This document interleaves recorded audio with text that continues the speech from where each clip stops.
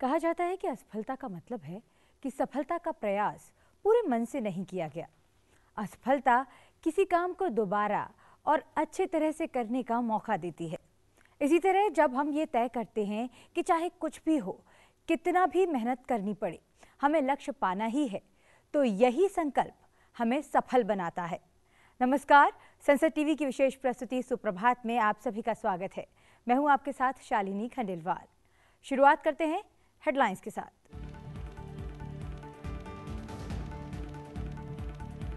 इसरो करेगा सूर्य का अध्ययन की आदित्य L1 की घोषणा। चंद्रमा की सतह पर भी अनुसंधान जारी। प्रज्ञान रोवर को चंद्रमा की सतह पर 4 मीटर व्यास वाला गड्ढा मिला। कानून के तहत जनगणना कराने का अधिकार केवल केंद्र सरकार को। बिहार जाति सर्वेक्षण पर केंद्र सरकार ने सुप्रीम कोर्ट से कहा।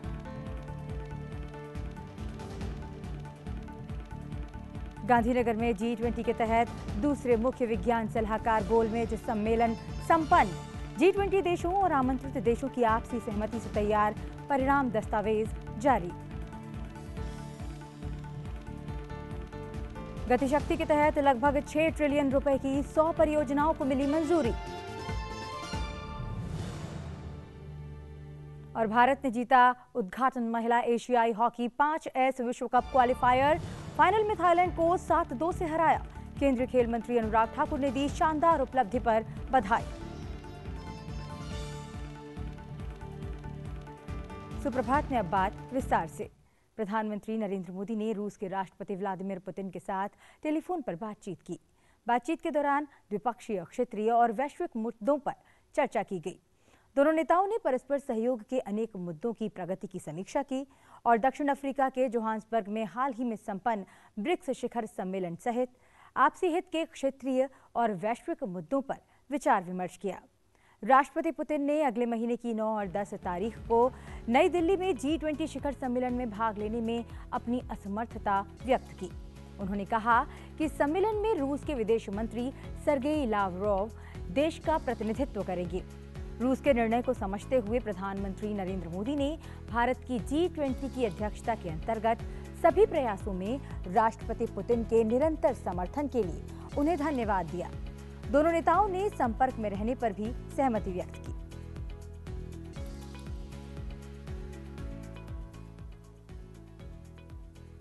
और अब बात इसरो की।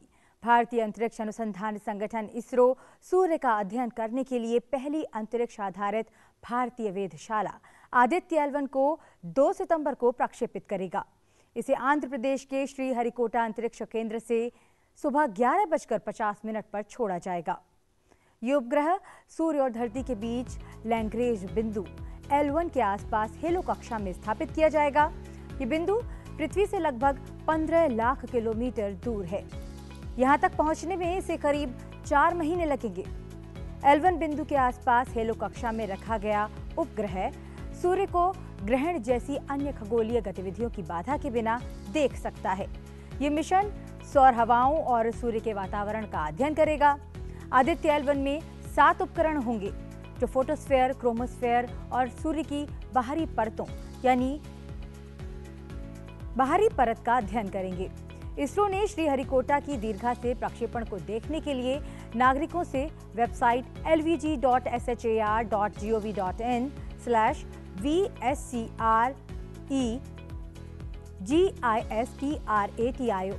यानी VSC रजिस्ट्रेशन पर पंजीकरण करने को कहा है।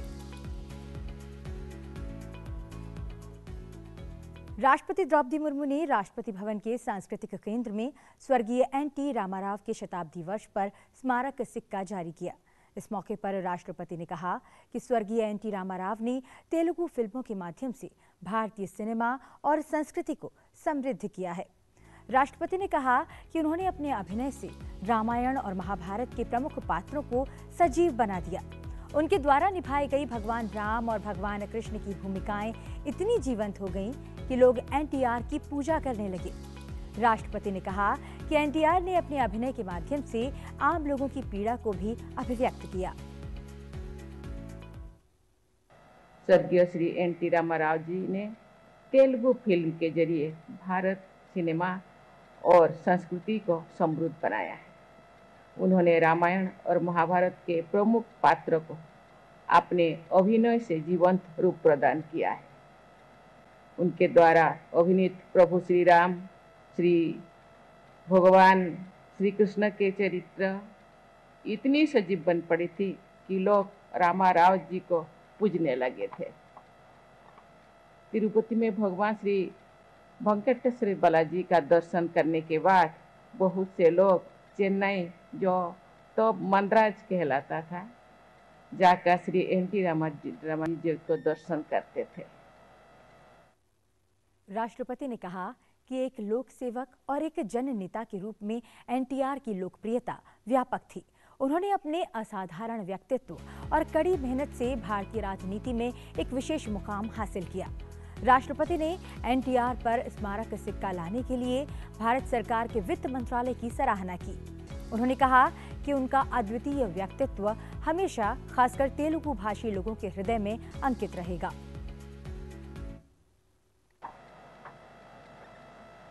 स्वर्गीय श्री एन.टी. रामाराव जी की स्मृति में उनकी आकृति से युक्त सिक्का प्रस्तुत करने के लिए मैं भारत सरकार के वित्त मंत्रालय की सराहना करती हूँ। डॉक्टर पुरेंद्रश्वरी जी ने इस स्मृति समारोह से जुड़ी पूरी प्रक्रिया को निष्ठा के साथ आगे बढ़ाया है। मैं उनकी विशेष सराहना करती हूँ।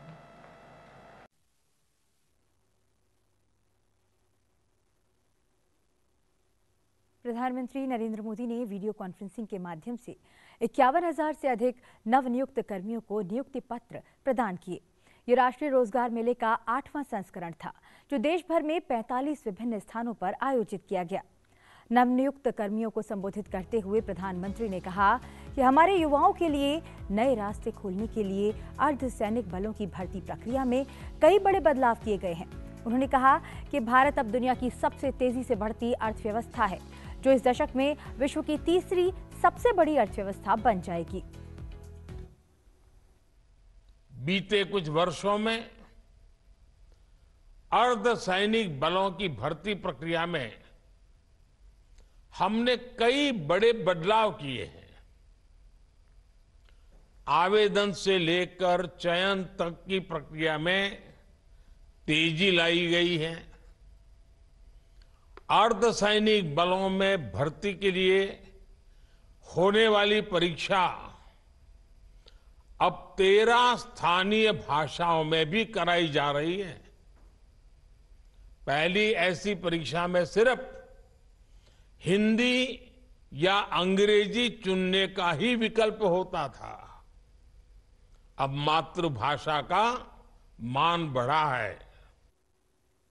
प्रधानमंत्री ने कहा कि भारत के निर्यात में व्यापक रूप से वृद्धि हुई है, जो ये दिखाती है कि देश का औद्योगिक क्षेत्र पिछले 9 वर्षों में अच्छा प्रदर्शन कर रहा है। प्रधानमंत्री ने कहा कि 9 साल पहले शुरू की गई जन धन योजना के अंतर्गत अब तक 50 करोड़ से अधिक बैंक खाते खोले गए हैं। 9 साल पहले देश में बहुत बड़ी संख्या में लोगों के पास बैंक खाता ही नहीं था। बेचारों ने बैंक का दरवाजा नहीं देखा था। लेकिन जनधन योजना के कारण बीते 9 वर्षों में 50 करोड़ से ज्यादा नए बैंक खाते खुल चुके हैं। इस योजना से गांव गरीब तक सरकारी लाभ सीधे पहुंचाने में तो मदद मिली ही है, और साथ ही महिलाओं, दलितों, पिछड़ों, आदिवासियों के रोजगार और स्वरोजगार को इससे बहुत बल मिला है। जब गांव-गांव में बैंक खाते खुले तो इसके लिए बैंकिंग कॉरेस्पोंडेंट्स के रूप में, बैंक मित्र के रूप में लाखों युवाओं को अवसर मिले। बैंक मित्र हो, बैंक सखी हो, इसके रूप में हमारे हजारों बेटे बेटियों को रोजगार मिला। आज 21 लाख से अधिक युवा साथी बैंकिंग कॉरेस्पॉन्डेंट या तो कहें बैंक मित्र या बैंक सखी के रूप में गांव-गांव में सेवाएं दे रहे हैं। बड़ी संख्या में डिजिटल सखियां महिलाओं और बुजुर्गों को बैंकिंग सेवा से जोड़ रही है।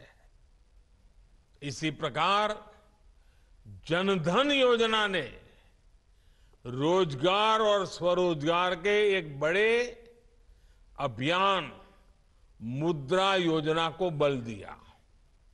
इससे महिलाओं सहित उन वर्गों को छोटे छोटे बिजनेस के लिए लोन लेना आसान हुआ।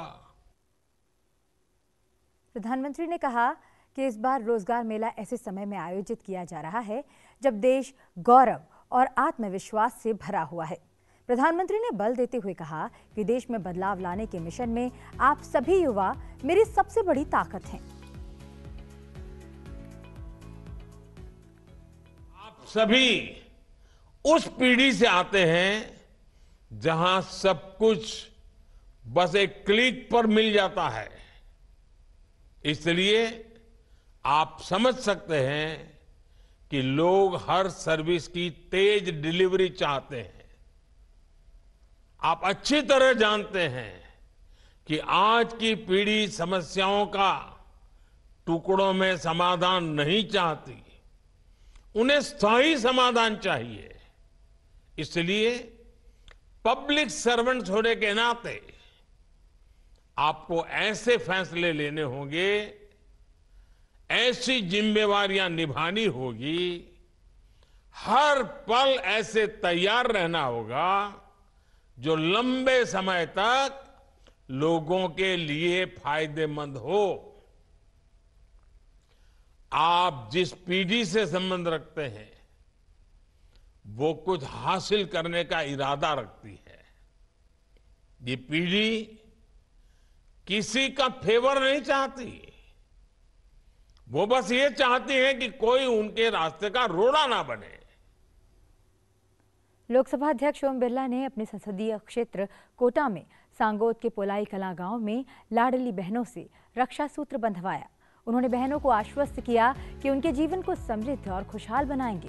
लोकसभा अध्यक्ष ने कहा कि महिलाएं करुणा और संवेदना से परिवार का ध्यान रखती हैं। उनके प्रति कृतज्ञता व्यक्त करते हुए हमारे शब्द और विचार कम पड़ जाते हैं। बहन कहती है कि कुछ मेरे हो जाए लेकिन मेरे भाई के कुछ नहीं होना चाहिए, ये बहन हमेशा कहती है। मां कहती है कि मेरा पुत्र कुशल रहे, समृद्ध रहे, जो कुछ भी हो, मेरे पे आफत आ जाए मेरे बेटे पे आफत नहीं आए। ये पीड़ा मां बहन में हो सकती है और इसीलिए मुझे जब भी आपके बीच में आता हूं मुझे नई प्रेरणा मिलती है, नई ऊर्जा मिलती है।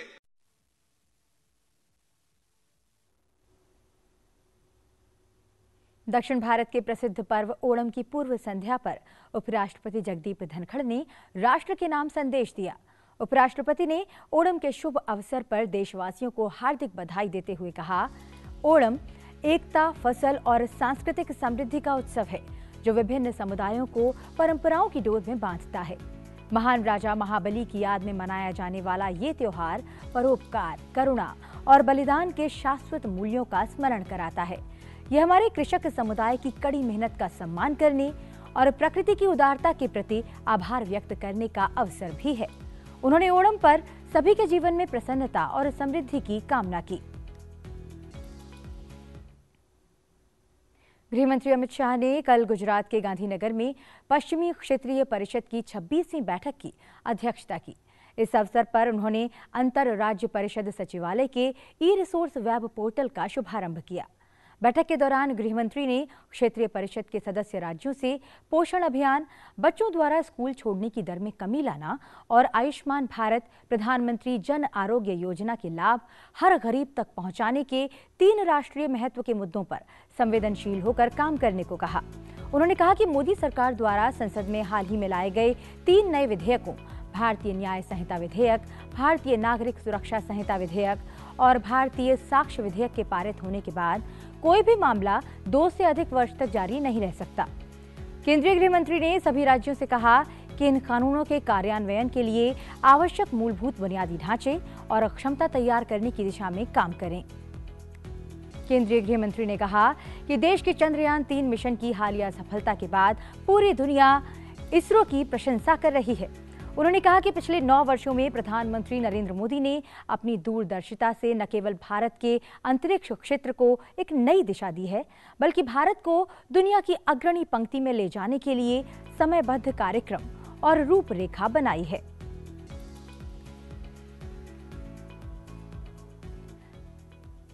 गुजरात के गांधीनगर में G20 देशों के मुख्य विज्ञान सलाहकारों की गोलमेज बैठक सोमवार को संपन्न हुई। इसमें मनुष्य, पशुओं और पर्यावरण को स्वास्थ्य संबंधी खतरों पर सामूहिक रूप से ध्यान देने के लिए स्वास्थ्य की पहल पर ध्यान केंद्रित करने वाले परिणाम दस्तावेज को स्वीकार किया गया। परिणाम दस्तावेज में यूक्रेन में युद्ध पर एक पैराग्राफ को रूस और चीन की आपत्तियों के बाद चेयर समरी के तहत वर्गीकृत किया गया और बाकी 16 पैराग्राफ सर्वसम्मति से दस्तावेज का हिस्सा बन गए, जिसे सभी सदस्य देशों ने स्वीकार किया।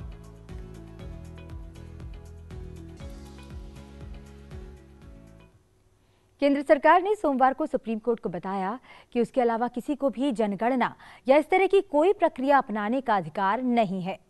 शीर्ष अदालत के विचार के लिए संवैधानिक और कानूनी स्थिति रखते हुए बिहार में जाति आधारित सर्वेक्षण को चुनौती देने वाली याचिकाओं के जवाब में केंद्रीय गृह मंत्रालय के रजिस्ट्रार जनरल के कार्यालय में एक संक्षिप्त हलफनामा दाखिल किया गया। हलफनामे में कहा गया है कि जनगणना का विषय संविधान की 7वीं अनुसूची में प्रविष्टि 69 के तहत संघ सूची में शामिल है और जनगणना अधिनियम 1948 केवल केंद्र सरकार को जनगणना करने का अधिकार देता है। अधिनियम में यह भी कहा गया है कि संविधान के तहत कोई भी अन्य निकाय जनगणना या ऐसी कोई कार्रवाई करने का हकदार नहीं है।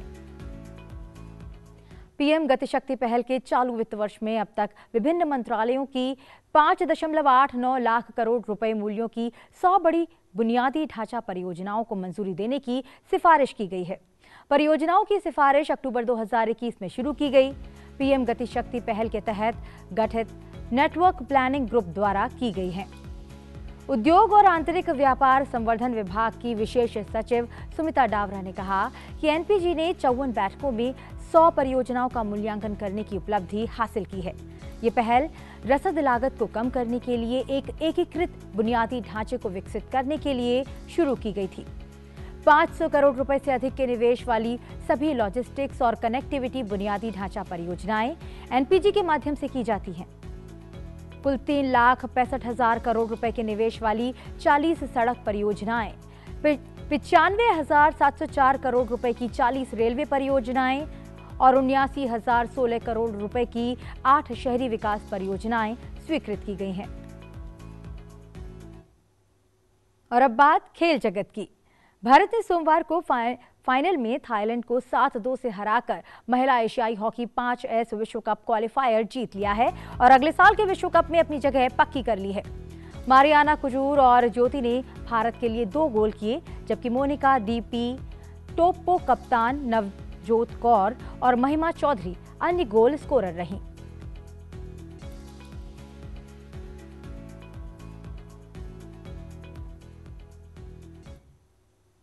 सुप्रभात में फिलहाल समय एक छोटे से ब्रेक का। आप बने रहिए हमारे साथ।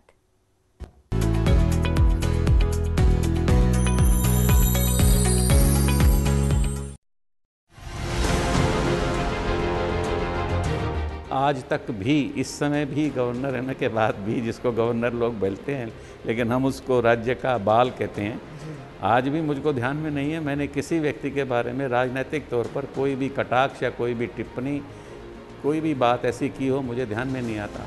मैं लक्ष्मण दास से पूछने गया कि क्या मुझे अनुमति है चुनाव लड़ने की, मेरे विरोधी से पूछने गया। उन्होंने कहा नहीं लड़िए लड़िए लड़िए।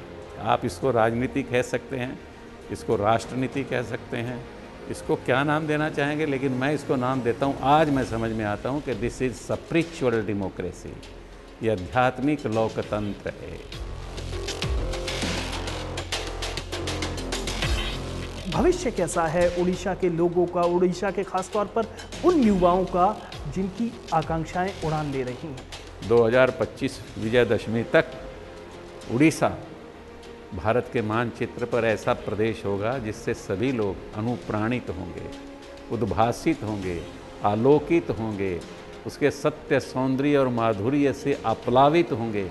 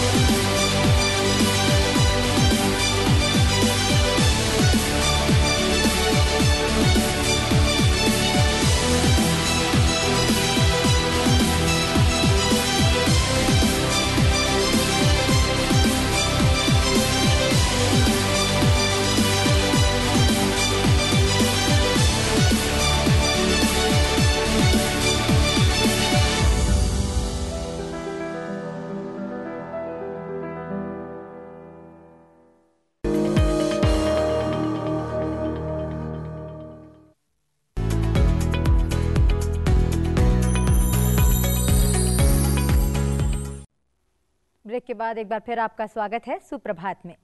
संविधान में निहित मौलिक कर्तव्यों की श्रृंखला में आज बात करेंगे दूसरे मौलिक कर्तव्य की।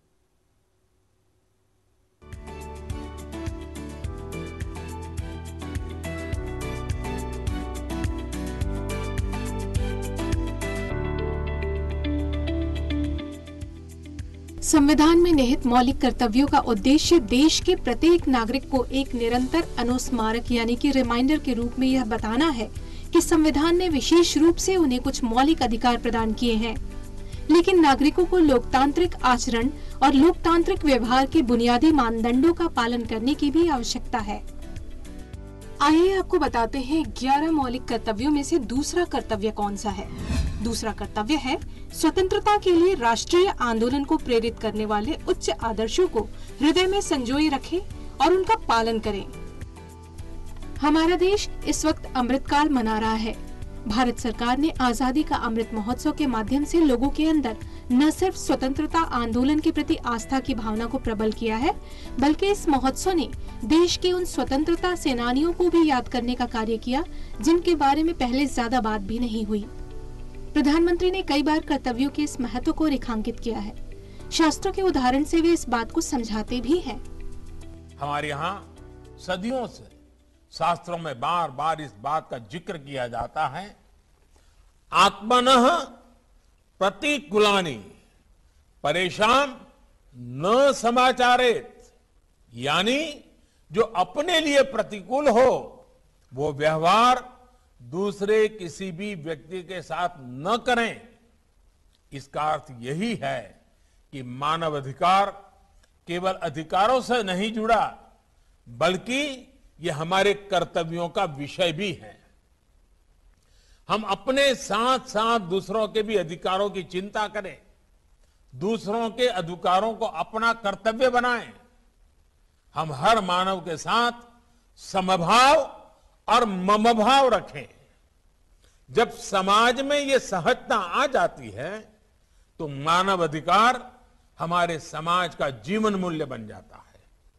अधिकार और कर्तव्य ये दो ऐसी पटरियां हैं जिन पर मानव विकास और मानव गरिमा की यात्रा आगे बढ़ती है। अधिकार जितना आवश्यक है, कर्तव्य भी उतने ही आवश्यक है। अधिकार और कर्तव्य की बात अलग अलग नहीं होनी चाहिए, एक साथ ही की जानी चाहिए। संविधान में निहित ये कर्तव्य हमें इन्हीं उच्च आदर्शों को हृदय में संजोए रखने और उनका पालन करने के लिए प्रेरित करता है।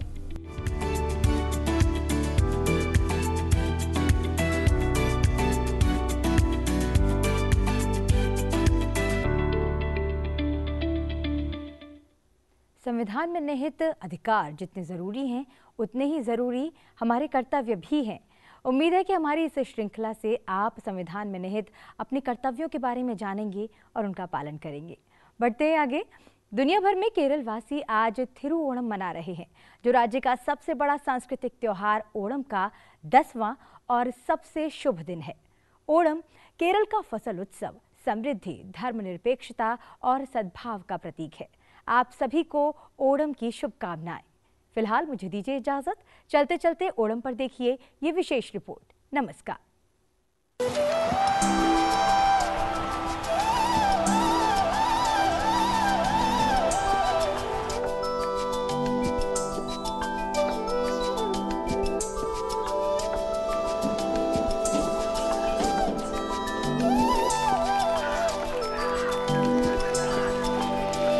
ओणम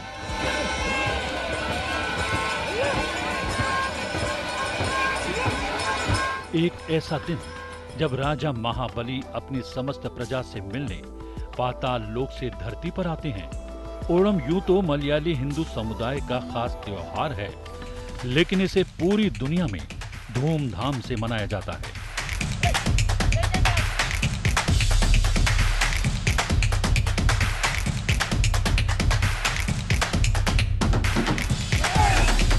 सप्ताह भर चलने वाला ये त्योहार 30 अगस्त से शुरू होकर 8 सितंबर तक चलेगा।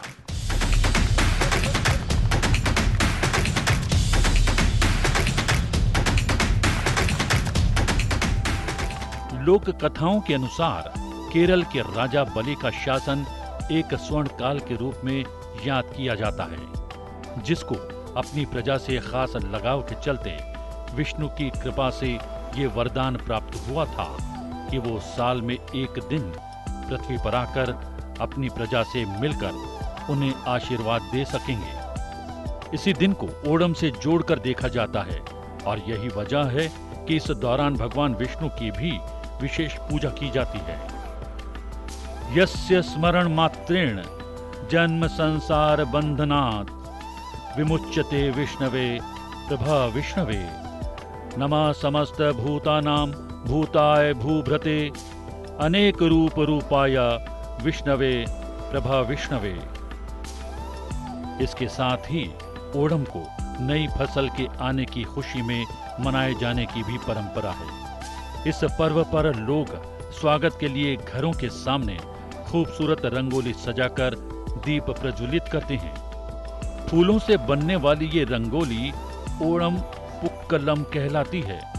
वहीं ओणम के दौरान खास तरीके के पकवान भी बनाए जाते हैं। इसमें पायसम और कई तरह की सब्जियों को मिलाकर बनाया जाने वाला अंबियल बेहद खास है। पूरे रीति रिवाज के साथ 10 दिन तक मनाए जाने वाले ओणम के दौरान पूरे केरल में जश्न का माहौल रहता है।